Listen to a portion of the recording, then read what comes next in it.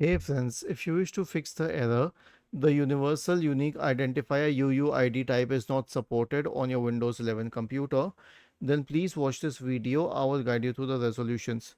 So the first solution is to update the drivers and also update Windows. So right click on the start button and select settings from the menu.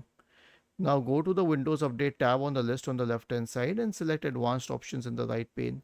Select optional updates and download all the optional updates. Now return to the Windows Update tab and click on check for updates. If this doesn't help, then perform a malware scan on your computer. Search for MRT in the Windows search bar and open MRT. Let it load. It needs a few seconds.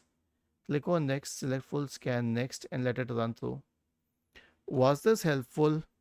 If yes, then please subscribe to the channel, and if not, then let us know in the comment section of the video on how we could help you further.